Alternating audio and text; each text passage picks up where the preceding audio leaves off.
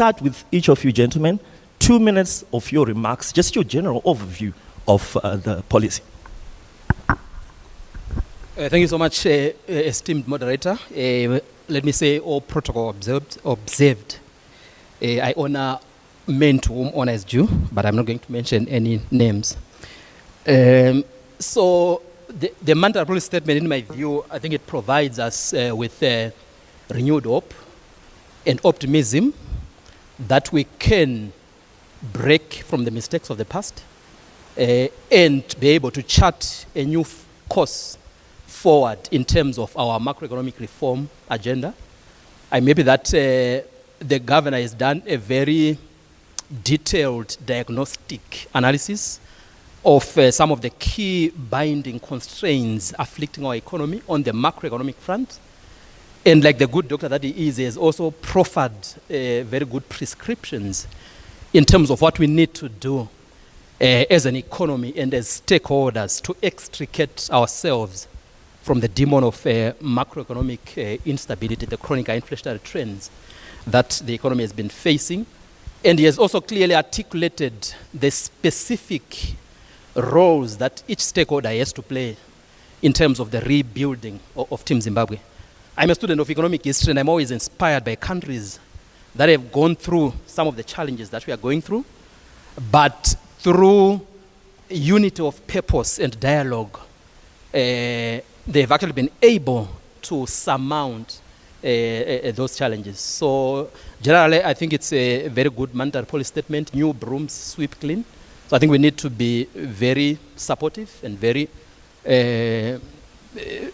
supportive, definitely, in terms of also playing our role towards what the central bank and even other stakeholders within the economic space of Zimbabwe are trying to do. Thank you.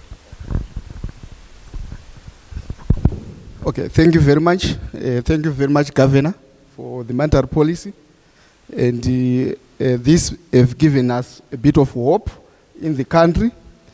And if you look in terms of the monetary policy, it has actually tried to address one of the challenges that the economy has been facing, the demand for our own local currency, which has not been there as people were demanding foreign currency as a store of value. Then on the other side, we also thank you for silencing the black market. I think we have already seen that in town over the weekend it was a bit quiet. There was no noise that was happening in town because of the issue to do with the monetary policy. I hope they are not going to come back again as a result of that.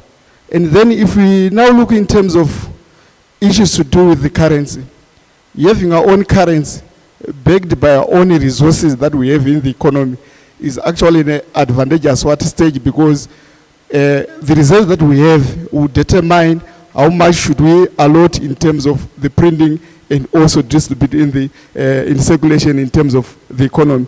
And this actually gives hope and confidence, saying that whatever we're going to do, we are basing everything in terms of what we have.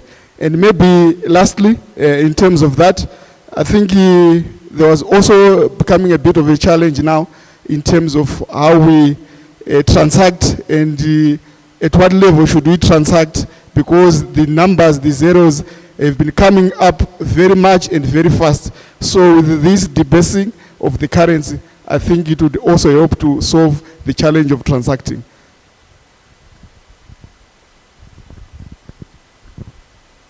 Thank you very much, Governor. Congratulations. We support you as the Zimbabwe National Chamber of Commerce. I think this is a very good starting point, and we need to build on that. What our members appreciated so much was the fact that the multi-currency system is continuing. I think the current certainty was needed for the economy, and now what we need is to build on that. We also appreciate the measures that have been taken to defend the ZiG. We've always highlighted that we need to defend our own currency. We actually feel that we need to do more, apart from just paying 50% of the QPDs. Let other government fees be collected in local currency. That is what will then stimulate demand for the local currency. You find that our country has got a crisis of confidence, which is a result of past experiences. And what we then need to do is to make sure that we address that.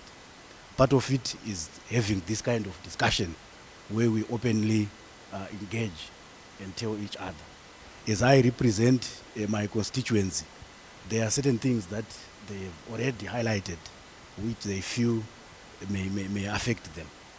Mainly the issue of the forex allotments, which we are owed. Some of them were saying they had actually borrowed the money to go to the auction.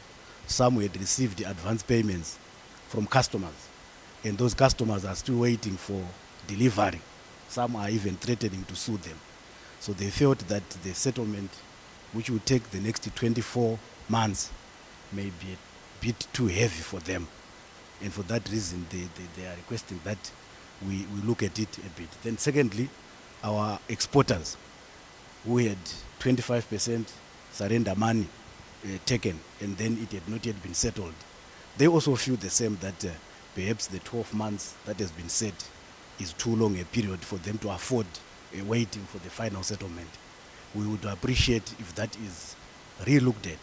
But overall, we are in support of the monetary policy statement, and we are available to continue engaging so that we together help to build confidence, help to educate our members across the country, so that at the end of the day it benefits everybody.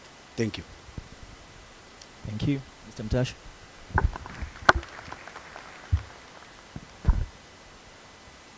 Thank you. I recognize the PS, the governor, all protocols observed. As the Confederation of Zimbabwe Retailers, Governor, we welcome and embrace the monetary policy statement.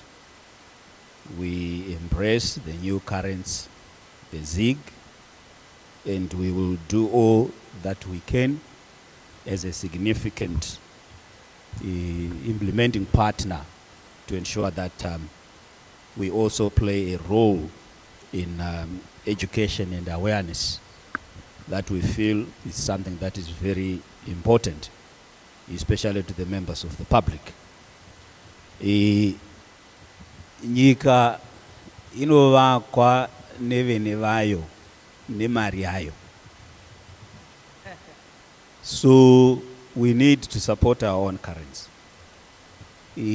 I've seen, of course, in various social media spaces, the attacks on the currency. It's not justified. Let's give the governor the chance. Let's give the currency the chance. And just yesterday, we had a very good meeting, which was chaired by the Honorable Minister of Industry and Commerce. And in attendance was the Deputy Minister of Finance, Economic Development and Investment Promotion. And the Reserve Bank was also represented. All the BMOs were also there. And that meeting, Governor, was very important because it managed to thrash out quite a number of issues. And that is the spirit. Engagement is very key as we launch our ZIG, our new currency. Thank you. Thank you very much, Mr. Mtashu. Gentlemen, thank you. As Christine mentioned earlier on, we shall be opening up the platform later on for questions from the crowd. But my first question for you, our governor, Dr. Mushayavanhu, is what lessons have we learned from the past currency reforms that we don't repeat the same with this new ZIG regime?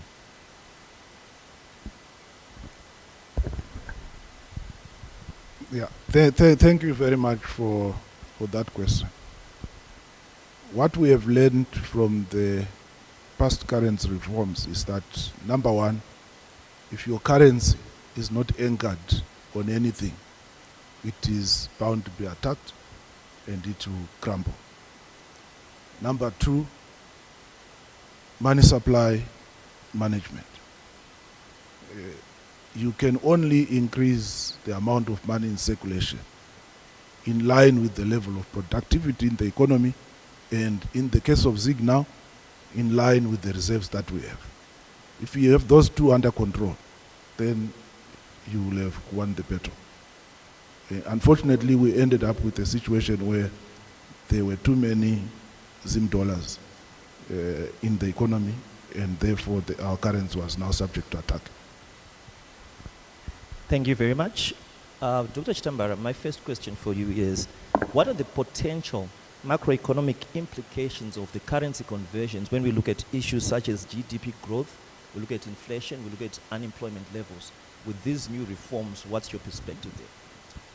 I think the new reforms definitely are important in terms of supporting our growth trajectory. Because one stylized fact of economics is that no economy can actually thrive and prosper in an environment where there's chronic instability, chronic high inflationary environment, and the widening of the black market premium.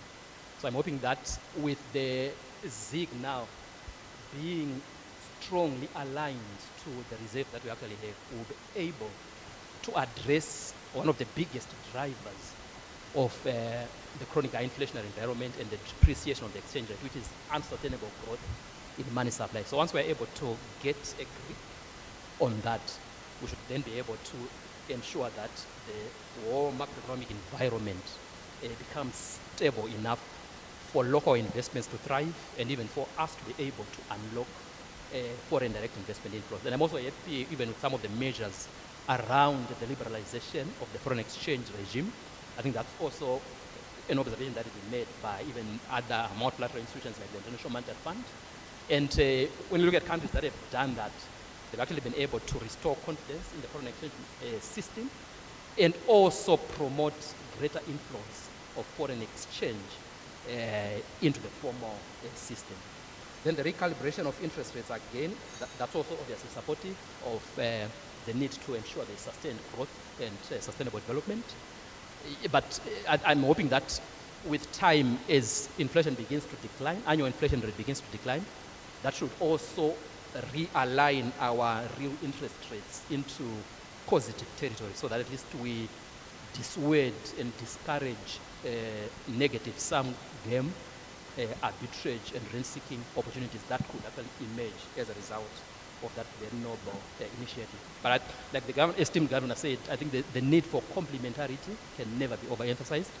Now that we are emphasizing the tight monetary policy, then it also needs to be complemented, obviously, and not just by the fiscal policy, but by all other even sectoral or even sub-sectoral policies. I think we need to be singing from the same hymn sheet, so to speak. But really it's laying or sowing seeds for potential growth and prosperity if we're able to walk the talk in terms of implementing what has been articulated. All right, thank you. Dr. Kaseke, still looking at it from an economist perspective, in your opinion, what recommendations do you give to policymakers as well as to regulatory authorities when it comes to successfully implementing and managing this new ZIG currency? Okay, thank you very much. If you look in terms of what has been trending in the market for Zimbabwe at the moment, informal economy, like the government has accepted in the monetary policy that it controls the bulk of what has been happening in the economy, 80% of what has been happening in the economy. And if you look in terms of these people, they are the people who do not pay tax, majority of them. They are also the people who sometimes do not bank in terms of what the formal sector. And as a result of these activities that have been happening in terms of what the informality, I urge the governor to look in terms of what exactly can be done in terms of this informal sector and what measures can also be put in place such that they are also being encouraged to do the banking. Otherwise, we are going to have the currency, and the currency is now going to stay in the hands of the individuals in terms of what the informal sector. Secondly, this informal sector that we are having has been demanding a lot of this what foreign currency as a store of their value or as a store of what their wealth. And this man was being taken out of the circulation without being retained. And we know if you are not returning money that you are taking from the formal sector, you are actually depriving the economy of the cheap funds that are available for them to be reinvested in terms of different sectors. So as we implement this, we should also come with some measures in terms of how we can tap in terms of this. Governor, let me say to you that soon after you have announced your monetary policy, we did a quick survey to check what is the perception of the people from both the formal and the formal sector in terms of this new currency. We found out that the perception of the public, the informal sector, 20% have already said that would accept the currency without problems. 60% have said that we accept it, but we mostly use it at the beginning as a form of change. 20% have already said that we reject it total. But now if you look, 20% who are going to accept without reservation, 60% who are going to accept and use it for other things. It already shows that 80% of the economy have said they are going to accept the currency, the ZIG that we are going to introduce. So this is actually a positive starting point in terms of the acceptability of the currency that we have, or that we currently have at the moment. And these are indicators that as we implement it, people are going to use it, and this is also going to drive the economy. Don't worry about those who have said that they are going to reject. They will come on board later on if they realize the value of the currency as we also move on with the currency. But in terms of the issue to do with liberalizing the foreign exchange market, where we are now going to talk of the willing buyer, willing seller issue. There are some reservations that we have also found there. The public was saying that as long as there is demand for the US dollar to meet some of these payments, either government payments or payment for fuel, or even buying it using US dollar in the market, then there's a bit of a challenge in terms of the implementation. I hope we are going to streamline and make sure that we align these things, so that whatever we do in terms of the implementation of this policy, it is also going to be very effective. Thank you. Thank you very much. If there's anyone with a white BMW, its plates are AEF 3659. AEF 3659, a white BMW. The doors are wide open. So if you could attend to that. Thank you. Now, looking at it, coming back to the conversation, and I'll go to Mr. Kamungeremo, coming through from a perspective of business and the Chamber of Commerce. From your perspective, you already highlighted a few things, but as a chamber, what are some of the opportunities and challenges that you're seeing coming through from this recently announced monetary policy statement?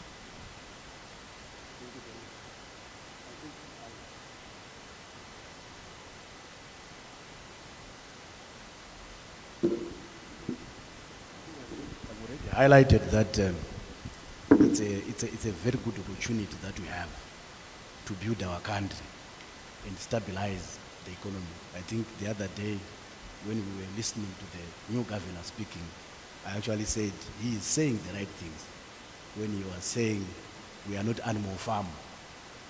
We treat everybody equally. Those are some of the signals that we need as we build on the new trajectory. And it is critical that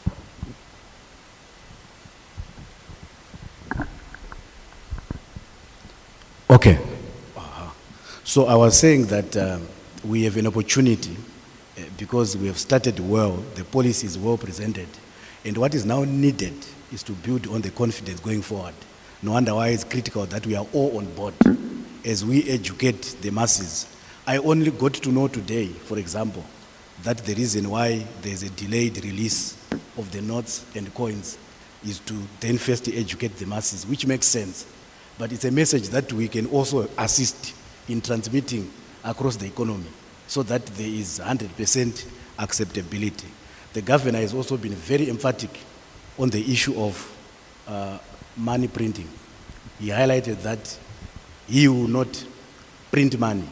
That is very critical. I heard someone saying, who do you think says right from the beginning that I am coming to print money? They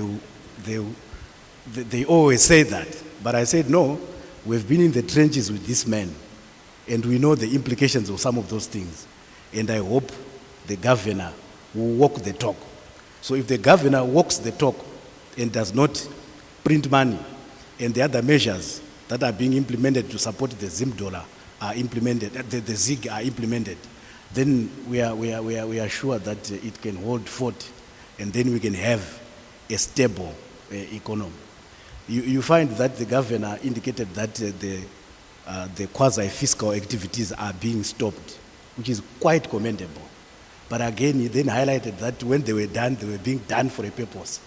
And I just want to warn him going forward, because those purposes will emerge again. It's good he has already told the peers that if you come, I will say no. And we appreciate that, and it's a very good starting point which we can build on together as Zimbabweans. Thank you. Thank you very much, Mr. Kamgeremu. Now, looking at the retail sector, Mr. Mtashu, can you maybe discuss the potential impact of the ZiG currency on retail sales volumes, on profit margins, and just overall business performance in the retail sector? Thank you. I think Governor kubva pamaka announce musi wechishanu mugovera nesvondo vanhu vanga vasina mari yekushandisa.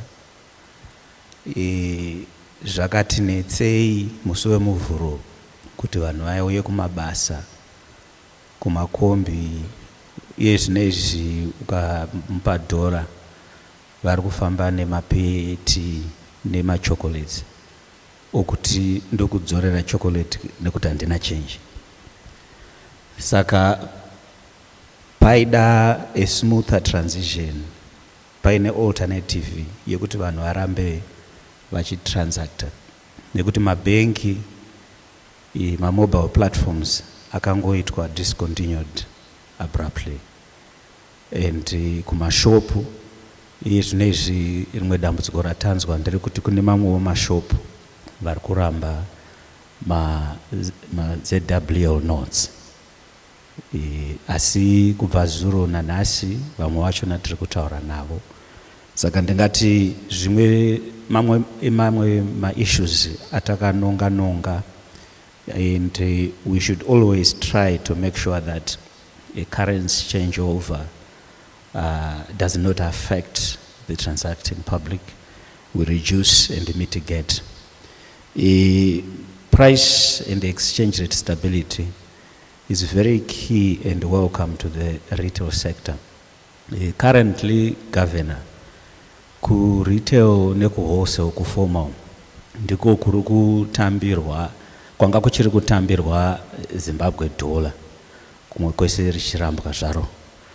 Asi taizoshaya kuti toendesepi kunze kwekuendesa kumabhanga, nekuti kubhadhara kwanga kuchinetsa, vanogadzira zvinhu vanga vakurirambawo, kana vanenge vachiribvuma vanga vachichaja premium.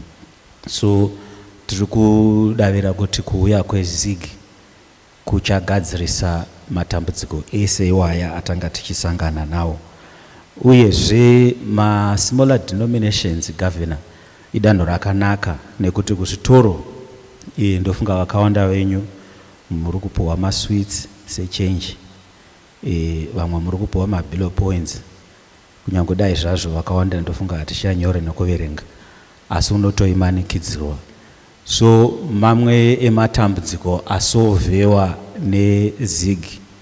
Uyezve Governor, ndinotenda kuti pamaka announce musi wechishanu, musi wemugovera takazoona statement yaiti macoins nemanotes achazoya musi wa30.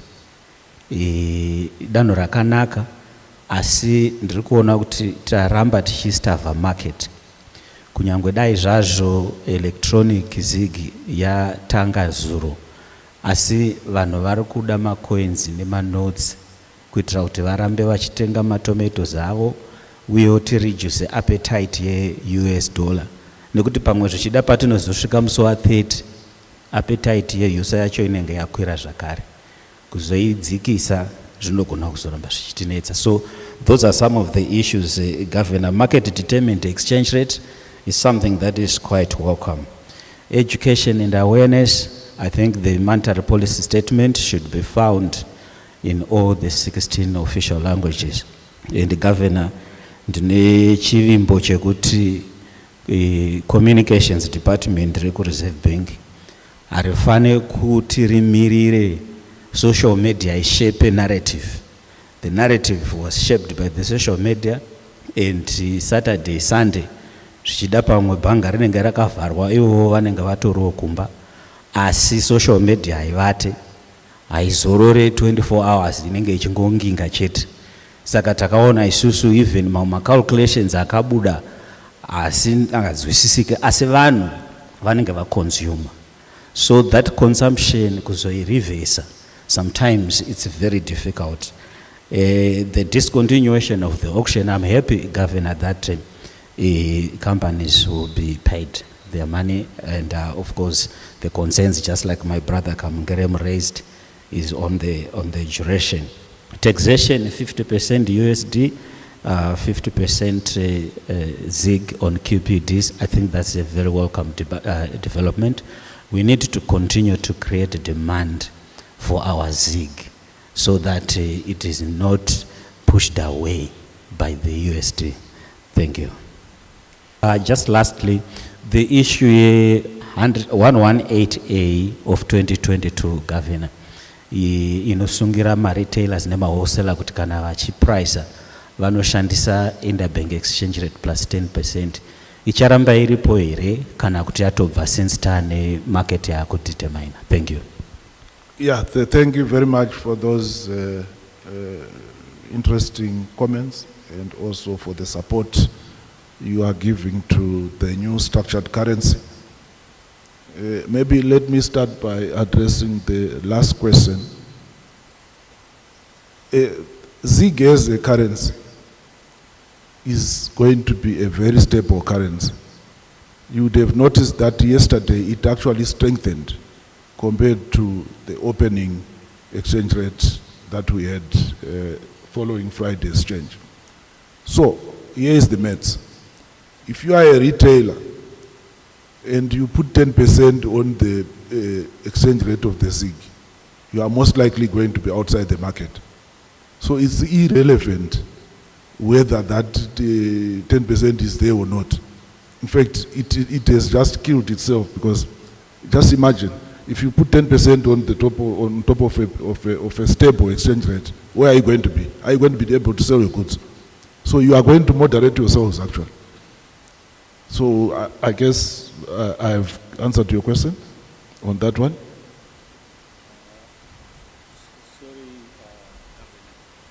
It's a legislation.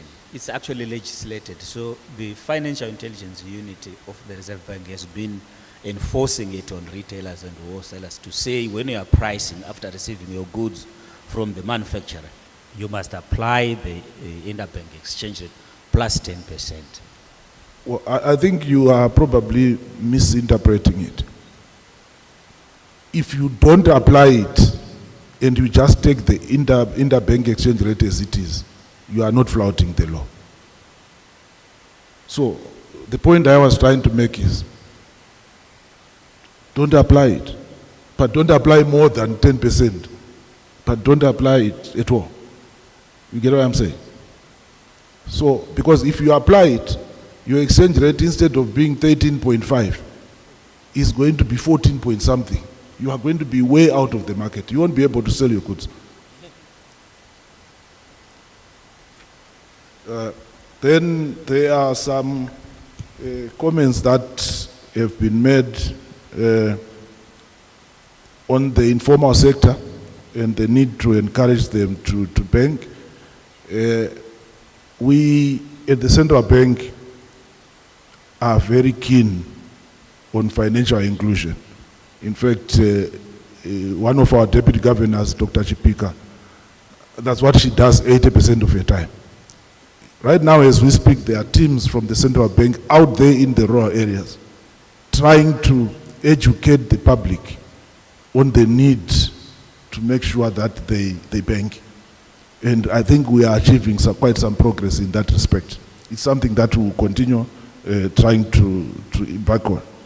When the currency is stable, you find that naturally people will bank.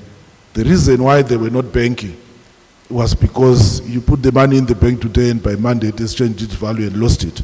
So why would you do it? But if you've got a stable currency, you should see people begin to save and you should see people begin to bank.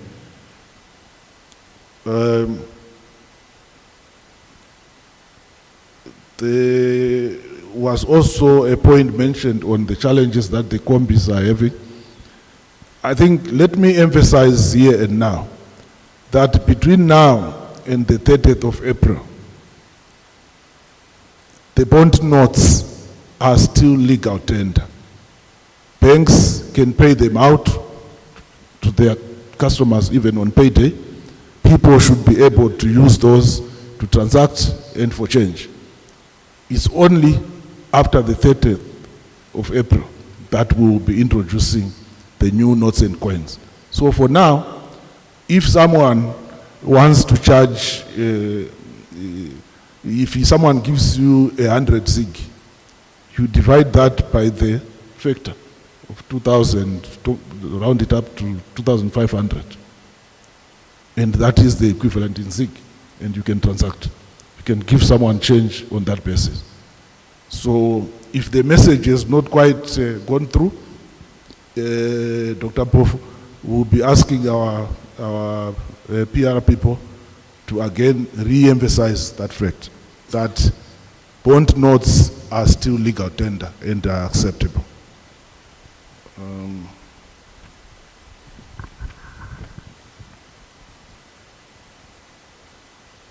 Yeah, you also mentioned that we should not allow social media to drive the narrative, and I did mention in my presentation that our PR department is working flat out to make sure that we spread the message and spread the correct message. I don't know if there's anything I've missed, but that's what I picked. Thank you very much, Dr. Mushayavanhu. Thank you very much. My name is Dr. Tapioma Shakada, Executive Director of Maj Marevu Institute. I'm also an economist. I want to congratulate the governor and the PS on the announcement of the MPS. I think generally we welcome the introduction of the currency. But a friend who criticizes you is better than somebody who doesn't tell you the truth. I've got two advisories to the governor. The first advisory is that our challenge is to make sure that the use of the ZIG is increased. Let us reduce the dollarized transactions that are characterizing the market. If you go out in the market, it is 90% dollarized. And that is the mischief we must cure, to promote the circulation of the ZIG, so that people don't necessarily have to resort to dollarization. Now, in this regard, what currencies is the public going to use to buy fuel? If you address that question, you would have addressed many problems. The price of fuel. The ZIG must buy fuel because that is our local currency. That's where the problems start. Once fuel is not priced in the ZIG, people will begin to chase the black market again to get US dollars. The other issue, which is an advisory, is that when you have got the US dollar still in circulation as a legal tender, operating alongside your local currency, which you want to strengthen, we always have got problems. Because the existence of a local currency and a US dollar at the same time will create that arbitrage that has always dogged the financial sector in the past. So I just want you to consider those two things, but I want to congratulate you for a good start. Thank you. Okay, thank you very much for those advisories, Dr. Mashakada. What I would like to say is we need to do these things gradually. Right now, we have a situation where plus or minus 80% of the transactions in this economy are being done in US dollars and plus or minus 20% in ZIG. So if you look at it that way, in the pocket of everyone, as an average, you expect to find 80 cents US and 20 cents ZIG equivalent. So for now, what we have done is to first of all create the demand for ZIG in the form of the 50% QPT payment. What that is going to do, Dr. Mashakada, is that as we approach the June QPT, everyone is going to be looking for ZIG. Because I did say the PS is here, he can tell us the numbers. But I can tell you that all the ZIG in this market is not enough to meet 50% payments.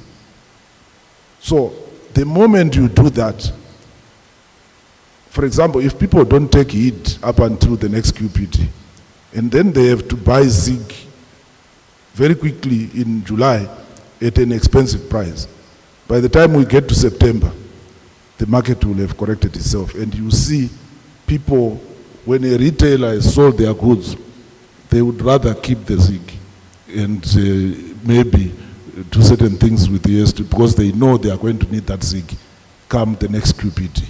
So, but as I said again in my earlier presentation, we are on 80-20 now.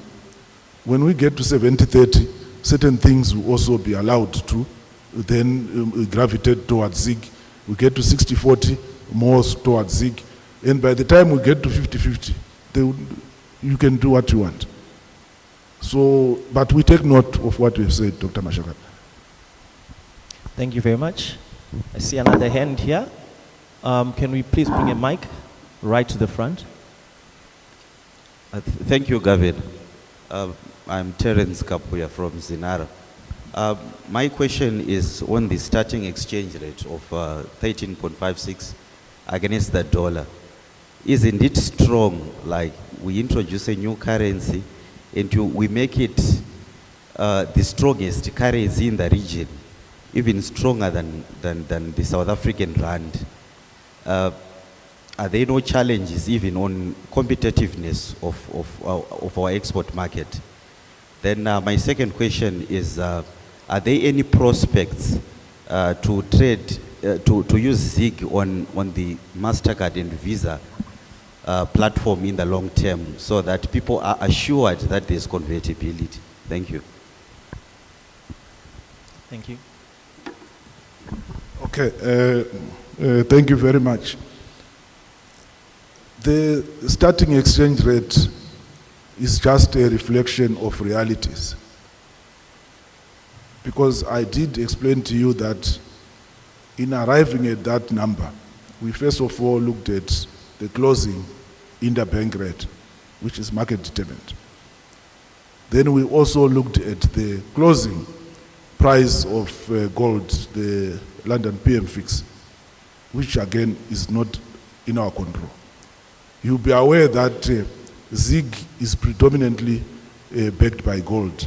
If you look, in reserves, we got 185 million worth of gold and 100 million worth of nostro balances. So, to a large extent, this is a gold-backed currency. And so, there is no other exchange rate we could have come up with if we wanted to be transparent. If it had been any figure, if we had made it 16 or 17, right now, social media will be on my case, saying you shortchanged us. We have no intention of shortchanging anyone. That is what it is, and the market will determine whether it goes up or it goes down. But that is the starting rate. And just to confirm that number, there was trading yesterday. It actually further affirmed. So, that is your currency. If we are going to talk of quantitative easing later on, it's a different conversation altogether. But for now, what I'm interested in mostly is a stable currency and a stable exchange rate. Prospects of putting ZIG on MasterCard for convertibility. I think let's be clear here. The acceptability of ZIG outside of Zimbabwe is something that takes a bit of time and might actually be more or less within our neighboring countries because of the interrelatedness and the trade that we are having. Can I ask you, as you asked the question, if someone brought a Malawi kwacha here, would you accept it? If someone brought a Zambian kwacha here, would you accept it? So that is the same story. But going forward, as people become more and more confident in ZIG, and they know and can see that it is a stable currency, it is easily convertible into any other foreign currency, it will be acceptable, starting with our neighbors and maybe even beyond. But let's take one step at a time. You can still transact ZIG electronically on your debit cards in the country. So putting it on MasterCard would be something that would come much, much later. But for now, let's do what is there. Thank you very much, Dr. Mushayavanhu. I think there's a comment or a question right at the front. Okay. No, I just wanted to support the governor's response to Dr. Mashakada. And obviously the calls that we have also seen on social media to say that if this currency does not buy fuel or does not pay for a passport, then it's not a strong currency or then it's not a usable currency. I think we just need to go back to the journey that resulted in us using a multi-currency system. It was an agreed position between government and industry. And that's why industry is also using US dollar as we speak today, because there was an agreement. But more importantly, what we have done with the currency today is one major milestone towards the de-dollarization. We have not de-dollarized as yet, Dr. Mashagana. Because what you are calling for action we should be taking in a fully de-dollarized environment. This is one milestone that we have taken. And the journey takes up to 2030. So that within that journey, there will be a point where fuel will be fully sold in ZIG, along the journey. Within that journey, there will be a point where all duties will be payable in ZIG, not even 50%. Within that journey, there will be a point where all government, ministries, departments, and agencies are actually forced to accept both currencies. In fact, we are going to be forcing them very soon within that journey. It might be actually tomorrow. We are working on a circular to all government, ministries, departments, and agencies that they cannot insist on payment in US dollars. They can't insist. So that's the instruction when I go back to the office that I'm going to be sending to most ministries, departments, and agencies. So that mischief is actually, but it's part of the journey. But we cannot call for action today which indicates that we have de-dollarized. We have not de-dollarized. We are still in a multi-currency system. It is a journey. What we have done over the course of the past 2 months is that the governor has reiterated that he wants to create a strong and stable currency. But within the plan, certain actions will be taken. Let me address some of the issues that might pertain to government. Since the coming in of the Second Republic, Treasury has not borrowed even one single dollar from the Reserve Bank. Never, ever. The Central Bank has never printed money on account of government. Right? So we have never paid the contractors, whether for roads, for dams, or salaries for civil servants on borrowed money or even on an overdraft. We simply operate a very strict cash budget. And we only use revenues raised from taxes to support government programs. And the governor is very right. It is legislated But if you remember, Honorable Mashakada, it was during your time with Parliament. Previously, the law said that we could borrow as government up to a maximum of 20% of previous year's revenues. When we came in as the Second Republic, we lowered that to 5%. Suffice to say, we have never borrowed even on that 5%. But we even reduced it to say, no, 20% is too much. That's what was creating problems for us in the past. We reduced it to 5%, but even that 5%, we have never borrowed, and we don't intend to cause any problems for Governor Mushayavanhu by going back to borrow even on that 5%. I also need to just also add to say that over and above the 285 million that is sitting at the central bank, government also have some reserves of around 300 million that we can call on if the 285 is fully utilized. Obviously now that we have a stable currency and we are moving on with our de-dollarization plan, there are plans to consolidate that reserve into one. We no longer find any good need going forward to have a government reserve and a reserve bank reserve. We are actually now going to look at if we can consolidate what is sitting in government and what is sitting at the central bank into one single reserve at the central bank. I also don't want to be doing his job the same way he doesn't want to be doing my job. I don't want to be worried about reserves in whatever form. That's his job. So as he is bringing back my job to me, I'm also going to be bringing back his job to him as well.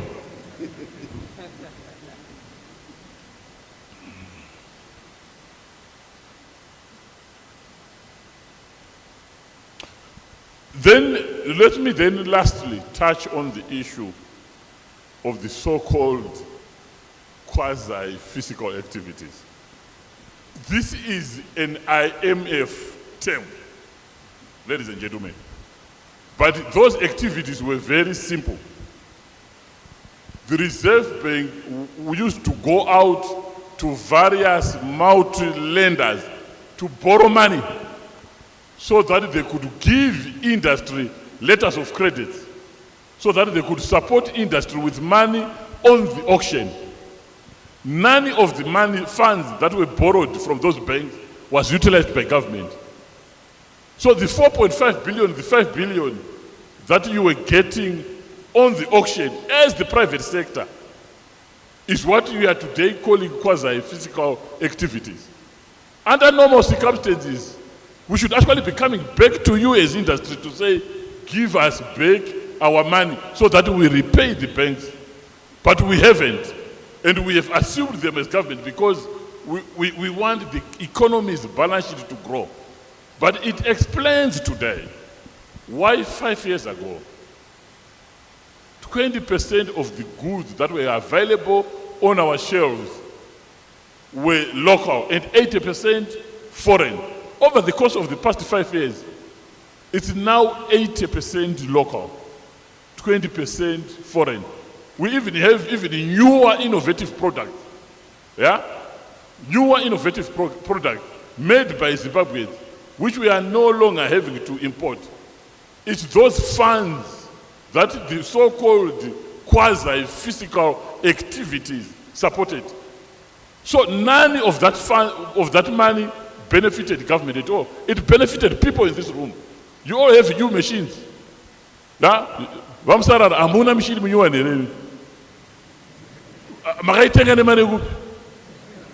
Yeah, so everyone here, you went to the auction, you bought your milling machines, you bought your oil expressing machines, you bought your sewing machines, and you are calling them quasi-fiscal activities. That's an IMF term. Those funds were used to support industry. But it's a past that we no longer want to go back to, but we are also happy that we have got a much, much stronger industry today that can commit and can support local demand of goods and services. But from where we sit as the fiscals, I think we are very much ready to cooperate and coordinate and complement what is being done by the monetary authorities The Reserve Bank remains very independent. There's no interference from government. But there's no way we can work without cooperating. We almost have to talk to the governor on a daily basis, but that does not reduce his independence. We just have to collaborate, we just have to work together, and not only is he a brother or a friend whom I have worked with for many years in the banking sector, but we worked very well in the past and we will continue to work very, very well for the betterment of this economy. Thank you very much. Follow Mr. Mashakada, Dr. Mashakada, by saying I'm a finance graduate from New York, and I've been, which is the money center of the world. And I've been following this debate about our currency for quite some time, actually actively participating in it at the highest possible level. Governor, you are coming in strong at a very opportune time, and you rightly anchored your currency in gold. And for those who would know finance for the past 5,000 years, gold has been the only money which has survived every government in those 5 millennia, gold. The US dollar, which everybody is talking about, is only 300 years old. It's a baby. And sadly, it's not supported by anything except confidence in the supposed to be well-managed America. And the debate on de-dollarization begs a question here, which I would want perhaps people to address. If I have my money, one in Zimbabwe dollars or ZIG, and the other pocket has got US dollars, but both of those monies, I'm the one who has earned them. They are not a gift from the American government. The US dollar is in my pocket. It's not a gift from the American government given to the Zimbabwe government. And you can understand with our hostile or quasi-hostile relations with America, we don't get US dollars from the Federal Reserve Bank like other countries do. America sends planes to them to go and give them the US dollars. We don't get them. We earn them, which comes to the question of gold. If we can manage to increase our gold production, and simply by making sure that we pay the price of gold that which it is paid for on the international market, then we've addressed the issue of the value of our currency. And we have this beauty in Zimbabwe where, in addition to earning foreign currency in any denomination, including the US dollar, through trade, we also actually dig the money in Zimbabwe. The history of Zimbabwe is the history of digging gold. This position where our currency is not depreciated is a product of liberalizing the gold mining market, where SMEs were legalized in 2016 and were given further impetus after 2018 with the Second Republic. So if we remember, Rhodes increased the production of gold to 250 tons per annum when he took over this country. That was our production of gold. And if we go back to where we support gold production just to even half of what Rhodes did, we have addressed the issue of the depreciation of the currency, because we are anchoring it in the gold which has been the currency of the world for 5,000 years. I don't understand this fetish about the US dollar. And incidentally, the dollars in our pockets are earned. They are not a gift of the American government. I thank you. Good morning. My name is Hope. I'm from NASA. We are the number crunchers. So the governor, I just want to ask if you provide us with ZIG exchange rates from January to March to enable us to report in our financial statements. Thank you.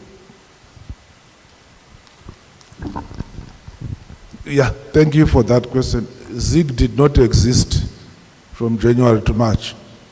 I can only provide you with exchange rates from yesterday. That's when we started trading ZIG.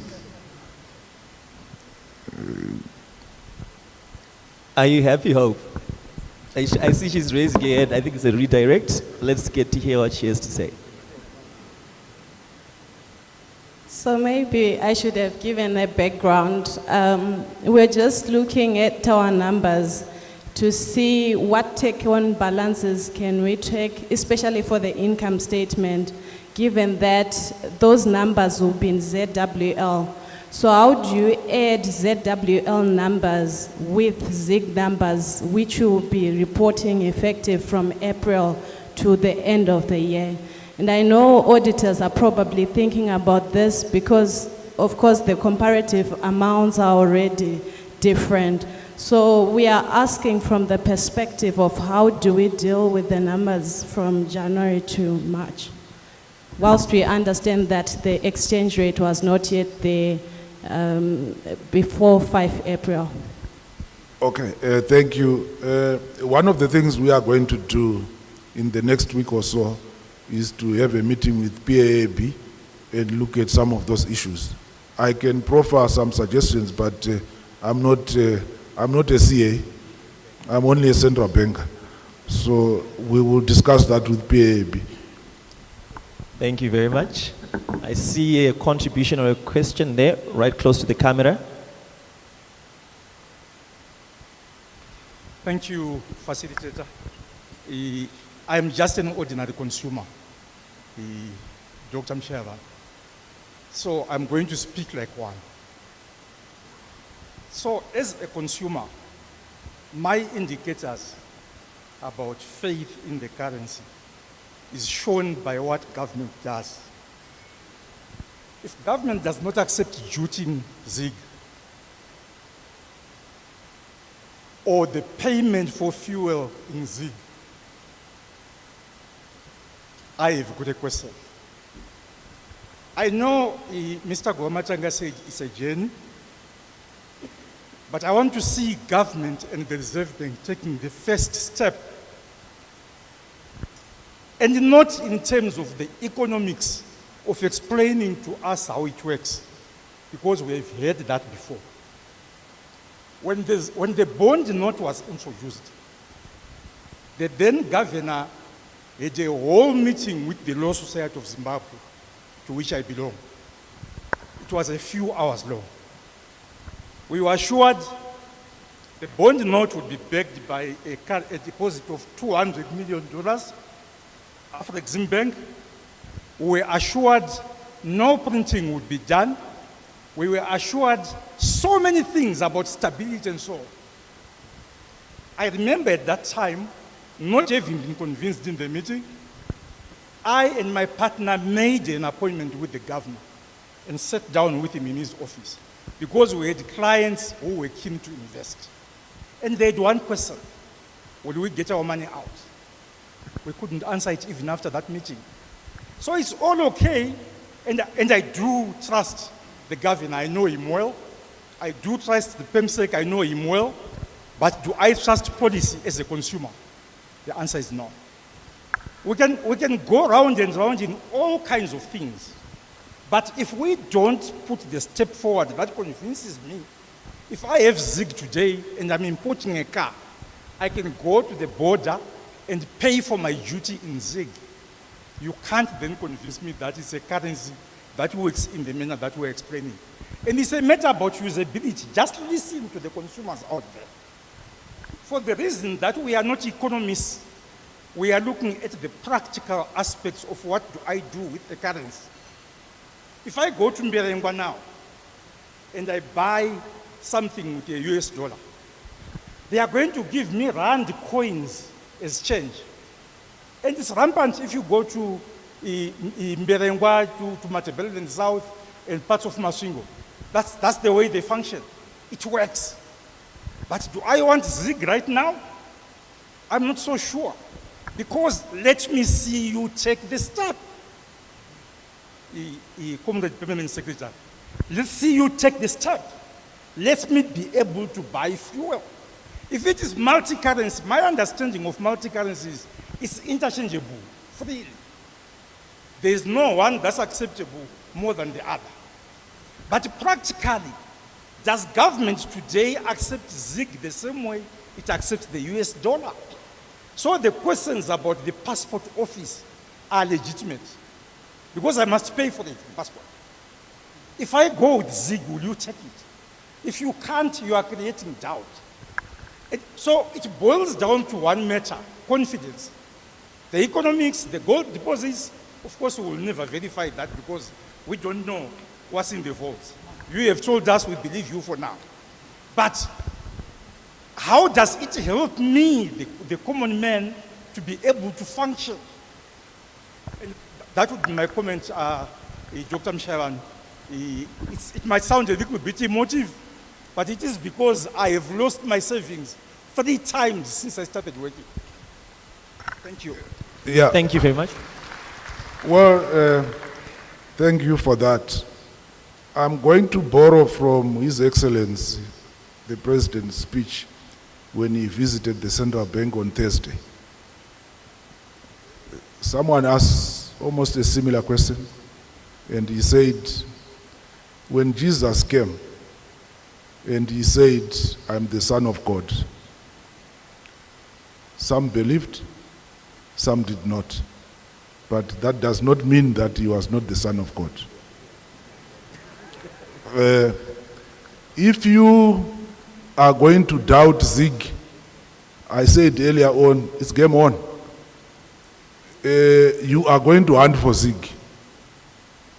If I were you, I would start hunting for it now. Because at the time you need it, you may not find it. And if you find it, you will find it at a very expensive price. I don't want to repeat what the PEMSEC said about the pricing and the background to it. Otherwise, we could just be talking about the same story. But I just want to leave that with you. And I also want to tell you that if you have any forex payment you want to make outside the country, right now, go to your bank and it will be paid. If you go to the parallel market, it means you are doing something illegal. But if you have something legitimate to pay, go to your bank and we will make sure that it is paid. I told you that the total amount of money in circulation in this market is worth less than 80 million US dollars. Right now, the central bank has more than 100 million US dollars cash without even selling an ounce of gold. So, I know you are just a consumer, but you are a consumer who can do maths. You should know that we have the capacity as the central bank to meet all foreign obligations as they fall due. The PEMSEC said we are in a multi-currency environment. If you want us to de-dollarize today, that's another debate. But for now, we know that we are in a multi-currency environment until 2030. That's my response to you. I want you to take note of what I've said. Come back to me in June. We'll give you an appointment to come to the central bank. Let's see if you are going to be telling the same story. Thank you very much, Dr. Mushayavanhu. So I have time for 3 questions, and then we're going to give it back to our panel for closing remarks. So, okay, you can go ahead. Thank you. I'm an auctioneer. I've a few questions for the governor. The first one would be, I would put it forward to you that Zimbabwe is currently unbanked.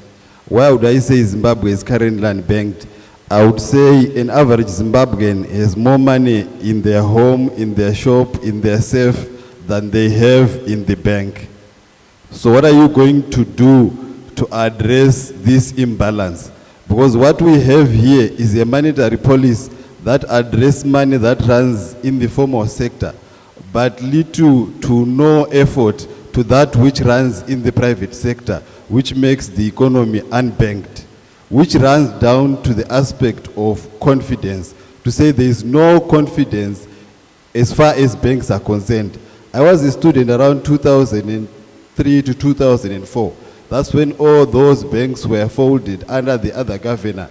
That is the Time Bank, the Barbican Bank, and all those under banks. Nothing has been done from that time to date to address confidence. That is to do with banks.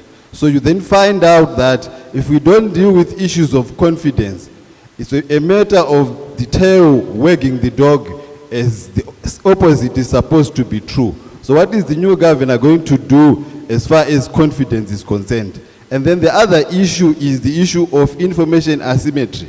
There is more informal information than formal information from the Reserve Bank. It's as good as we have no PR department at the Reserve Bank, because we have more information from the social media than that is which is coming from the Reserve Bank. I have not come across a piece of anything from the Reserve Bank in the newspaper or on some other online media as far as this currency is concerned, but I have more, if not 80 to 90% of the information from the informal media. So that needs to be addressed as well, because that's where the confidence is. If people have no information, they cannot make decisions. So why is the central bank sleeping on the job as far as crushing information asymmetry is concerned?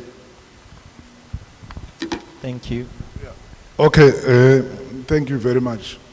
You talk of confidence as far as it applies to the stability of the banking sector.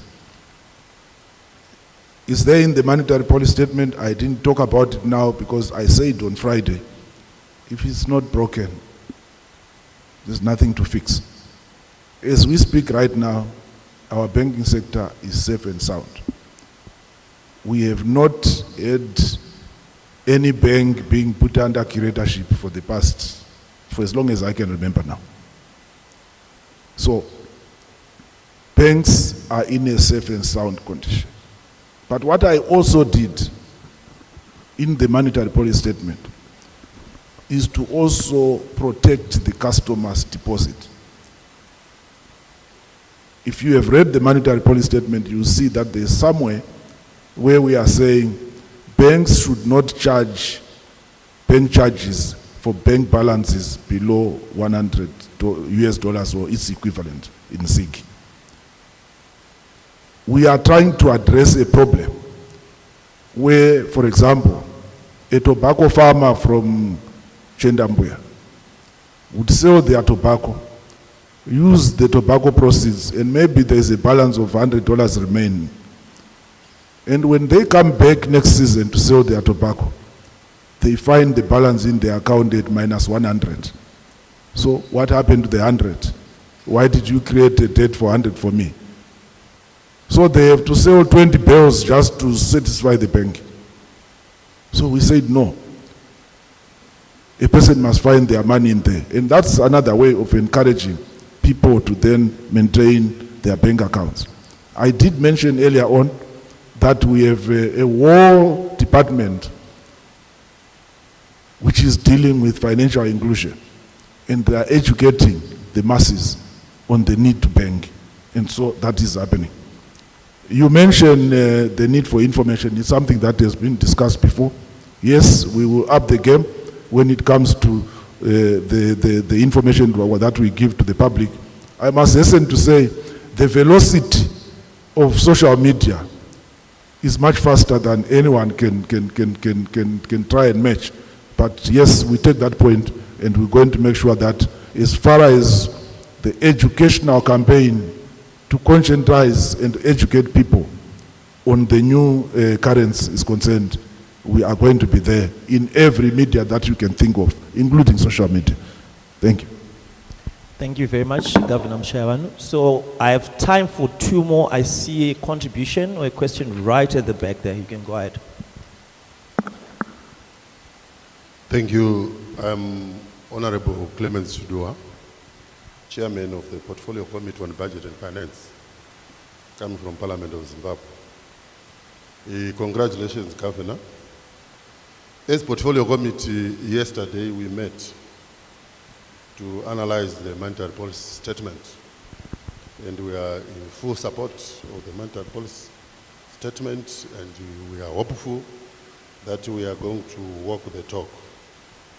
What came out, which is very critical for us, is currency stability. Not really the strength of the currency, but the stability of the currency. But an issue that I wanted to raise is the legal instrument that is anchoring the issuance of ZIG is the statutory instrument 60 of 2024. presidential powers. And what we wanted to find out is what will happen after 6 months, because normally presidential powers, they expire after 6 months. I submit. Thank you. Well, you are the legislator, but I'll ask the PS to comment on that. I'm very new in government. I don't know whether SIs expire or not, but PS, please help me there. If you could please bring a microphone to Dr. Gomatanga so that he can respond. I see you're already giving back his job, as you mentioned earlier. Thanks, Governor. No, I think we will ensure that the necessary bills and acts to support that are brought into Parliament before expiry of the 6 months. In any event, we do have a mandatory mid-term budget review that we have to present as part of the Constitution. So it is our hope that when we then do that presentation, we then take the necessary supporting legislation to Parliament. But given the nature and the sensitivity of the current change, the current swap, it was not possible to do a pre-approval with Parliament, because then we are simply letting the cat out of the bag. I think it also applies to the cause to say we should have consulted widely before bringing in the new current. But what that would simply have brought, because we tried it last time, and there was massive speculation. And by the time we then brought in all the new measures, there was already action taken against those acts. It's not even that the government wants to catch people by surprise, but there are certain elements where we have to do limited consultation, or we have to do consultation without fully disclosing our intention. And it was deliberate on part of the government for us to do that. But we will ensure that we still abide by the law and go to the legislature to obtain the necessary approval before expiry of the 6 months. Thank you. Thank you, Dr. Gomatanga. We'll take one last comment, question, or contribution before we... Hello. Good morning, ladies and gentlemen.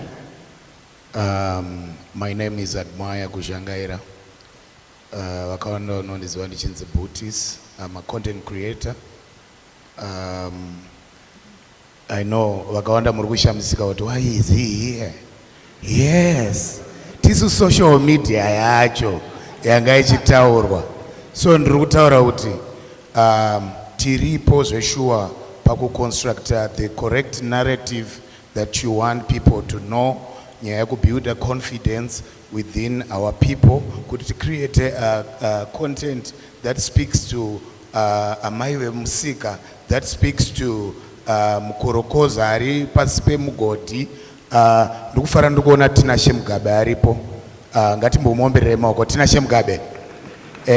Ndatoti ndikamuona ndikazvimwe ndiye arida kutaura kuti probability yezigi yakamira sei. So on Friday wakawana a small video yandakaita yandaiti rate rakamira sei is tuchi. I did that kuti tange kuvunza ma questions. Then afterwards, munhu wese ada kuziva, there are so many questions within the ghetto. Indobva kughetto ndokwangu. So vanhu vane ma questions akuti tikufanira kuita sei, tikufanira kuapindura. So ndiripo, like I said, kuti on behalf of content creators, titoripo takawanda. Tinogona kuita team up takawanda. Toendesa zigi kumberi. Tiomberewo zigi maokoka. Thank you so much.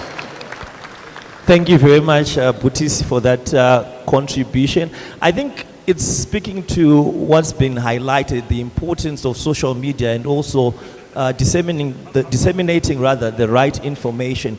But I know the conversation will continue. The governor is committed to saying the PR team is working flat out to ensure that adequate information will be coming out as the days and as the weeks progress.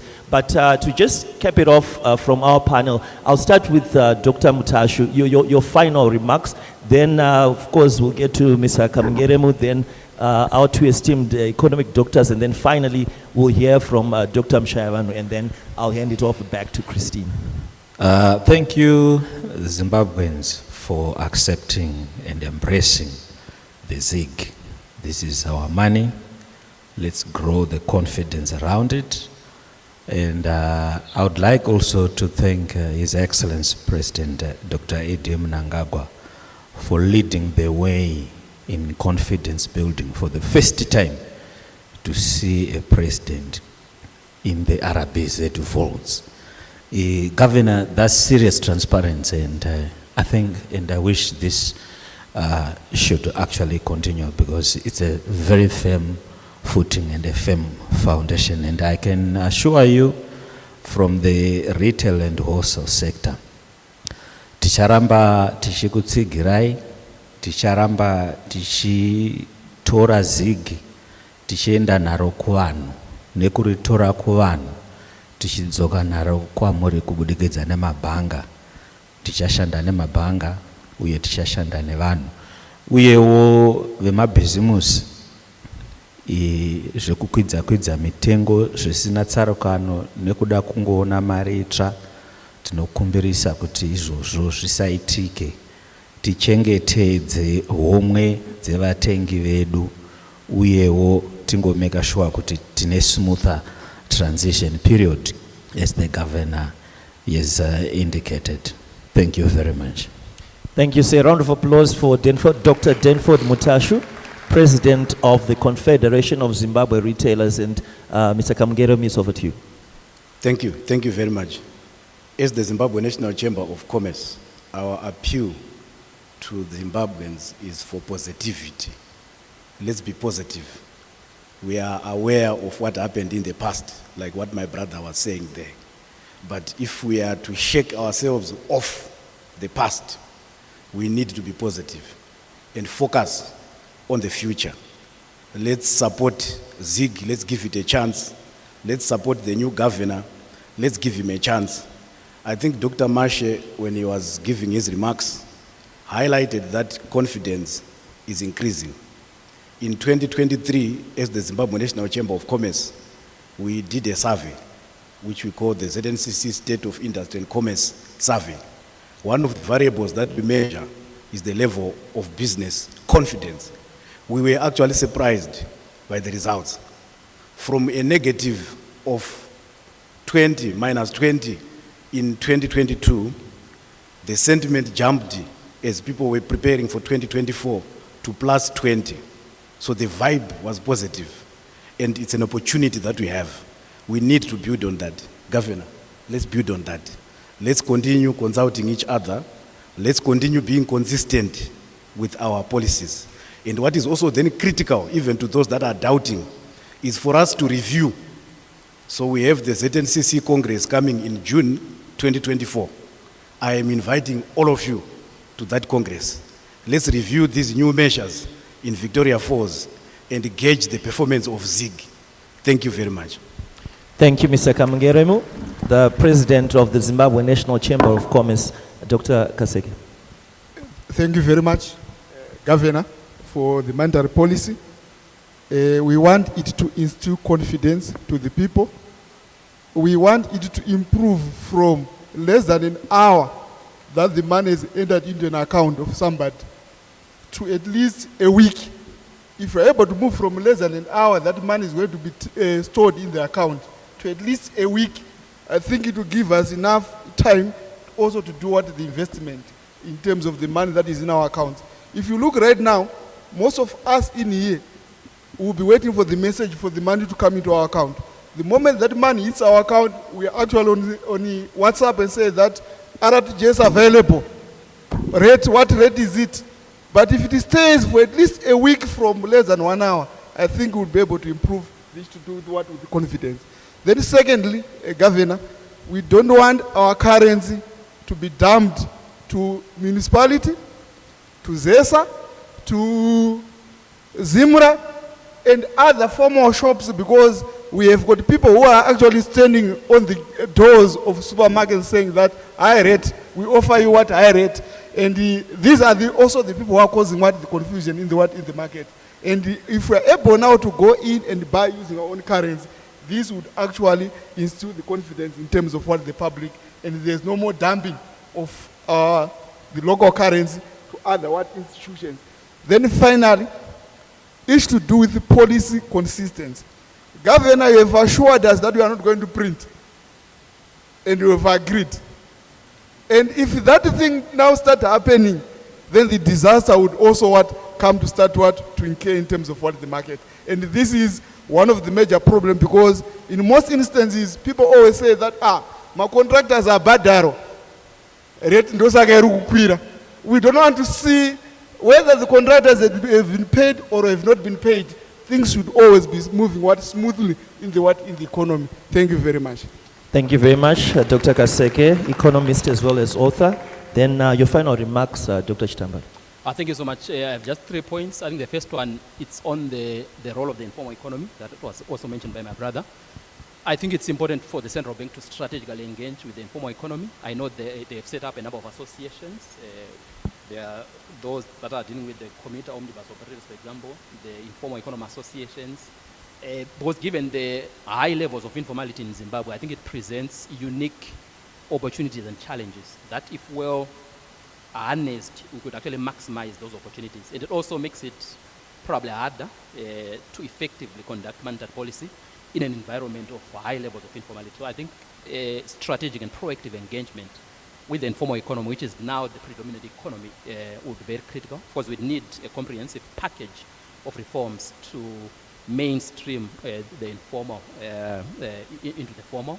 Then number 2, I think with time we also need to move towards broadening the mandate of monetary policy, so that we don't just focus on price stability, but we also focus on employment creation. I know a number of central banks in New Zealand has actually pioneered the dual mandate monetary policy framework, where they focus both on ensuring price stability, but also, more importantly, on ensuring that the economy is creating adequate, full and productive employment opportunities for those that require to work. Then on the inflation target for this year, I thought maybe Governor slightly ambitious, especially given the exigencies of the El Nino-induced drought. I think there's going to be a lot of pressure, especially on food prices. But of course, I know the President has already unveiled the drought mitigation, which could also help in terms of moderating the price of food in particular. So I think maybe your inflation target you might need to relook at. Thank you so much. Thank you very much, Dr. Chitambala, applied development practitioner. And then our governor, our esteemed governor, your final remarks, Dr. Mushayavanhu. Okay. Thank you very much, colleagues, for this very interactive session. We have taken note of your observations, and where there's need to fine-tune, we will fine-tune. But before I close, I just want to again touch on a few issues that have been raised just now. Issue to do with policy consistency. I did say last Friday that the world over, you don't even get to see governors of the central bank speaking. If you ask an ordinary person in South Africa what's the name of the governor of the South African Central Bank, they don't know. And that's exactly what I want. In the next 2 years, I want people not to know who the governor of the central bank is. This policy that we have announced, we must walk the talk. And any subsequent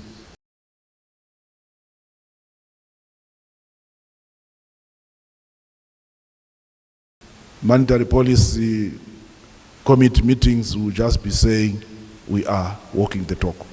And that is the meaning of policy consistency.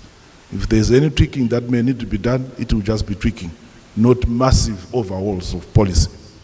And I think the introduction of the new structured currency is a path in the right direction.